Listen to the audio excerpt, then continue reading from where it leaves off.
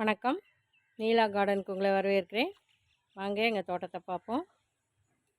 பாருங்க, மழை பெஞ்சிருக்கு. தோட்டங்கள்லாம் இந்த மே மாதம் வாடி வதங்கி கிடந்தது. இப்போ கொஞ்சம் மழை பெய்ய போய் கொஞ்சம் பரவாயில்ல. வாங்க பார்ப்போம்.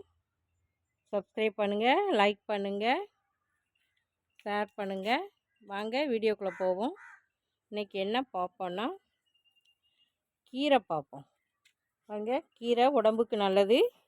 கீரைகளில் vitamin A, B, C, D, potassium, manganese, தாது உப்புக்கள்னு எல்லா சத்துக்களும் இருக்குது. நார் சத்துக்கள் இருக்குது. மலச்சிக்கலை போக்கும். கீரை தினமும் நம்ம சேர்த்துக்கிறது நல்லது. பாருங்கள், இது குப்பைக்கீரை தானாக முளைக்கிறது தான். இந்த விதைகளை போட்டால் அதான் வந்துடும். கீரை வளர்க்குறது ரொம்பவும் ஈஸி தான். பாருங்கள், விதையை தூவி விட்டால் போதும். மண் கலவையை ரெடி பண்ணி விதையை தூவி விட்டாவே போதும். பாருங்கள், இது தண்டுக்கீரை. இந்த தண்டையும் சமைச்சு சாப்பிடலாம். நல்ல சத்துக்கள் நிறைஞ்சது. பாருங்கள், கீரை 20 நாள்லேருந்து 30 நாளைக்குள்ளே வளர்ந்துடும். கீரையை தூவி விட்டால் போதும். அதுக்கு வேறு மெயின்டெனன்ஸ் தேவையில்லை. அதை நம்ம அழகாக வளர்த்துடலாம். ஈஸியாக வளர்க்குறது ஈஸி. கீரை வளர்க்குறது. கீரை விதைகள் சின்னதாக கடுகு மாதிரி இருக்கும். பாருங்கள், இதுதான் கீரை விதை. இது குப்பைக்கீரை தானாக முளைச்ச கீரை தான். பாருங்கள், இந்த நல்ல விதை காஞ்ச உடனே இதை அப்படியே மண் கலவையில் இப்படி போட்டு விட்டால் போதும். அப்படியே முளைச்சிரும். ஒரு 2 நாள் 3 நாளையில் முளைச்சிரும். பிறகு 20 நாளையில் வளர்ந்துடும். அதுக்கு எந்த நம்ம எதுவும் செய்ய வேண்டியதில்லை. வாங்க கீரையை அறுவடை பண்ணுவோம். பாருங்கள், இப்படி போட்ட கீரை தான் இந்த 20 நாளில் வளர்ந்து நிற்கி. 20 நாள் 25 நாளில் அறுவடை பண்ணிடலாம். பாருங்கள், தண்டு கீரை சூப்பரான கீரை. உடம்புக்கு மிகவும் நல்லது. மலச்சிக்கலை போக்கும். நார்ச்சத்து நிறைஞ்சது. எல்லா வைட்டமின்களும் இருக்குது. தாது உப்புக்கள்னு எல்லா சத்துக்களும் இருக்குது. கீரை நம்ம எடுத்துக்கிட்டால் உடம்புக்கு ரொம்பவும் நல்லது. பாருங்கள், இப்படியே அழகாக இந்த கீரையை சமைச்சு நம்ம சாப்பிட்டு உடல் நலத்தை பேணலாம்.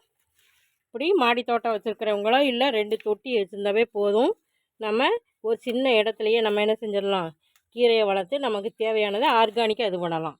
பார்த்திங்கன்னா மார்க்கெட்டில் கீரை வளர்க்குறதுக்கு தான் நிறையா உரங்கள் போடுறாங்க, மருந்து அடிக்கிறாங்க.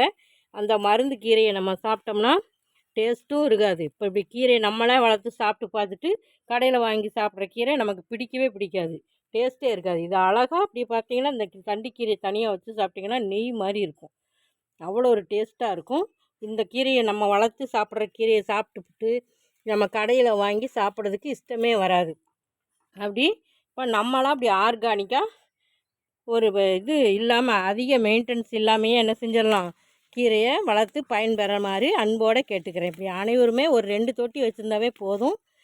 கீரைகளை வளர்த்துடலாம். அதுக்கு வேறு விதையை தூவி விட்டால் போதும் மண் கலவையில். அதான் கொஞ்சம் தண்ணி விட்டாவே போதும். தண்ணி அதிகமாக விடணுங்கிற அவசியம் இல்லை. அதுக்கு எந்த உரமும் கொடுக்க வேண்டியதில்லை. நம்ம சேர்த்த மண் கலவையில் உள்ள உரமே அதுக்கு போதும்.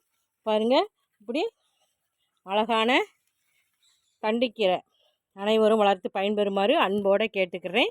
வீடியோ பார்த்ததுக்கு நன்றி. Happy gardening.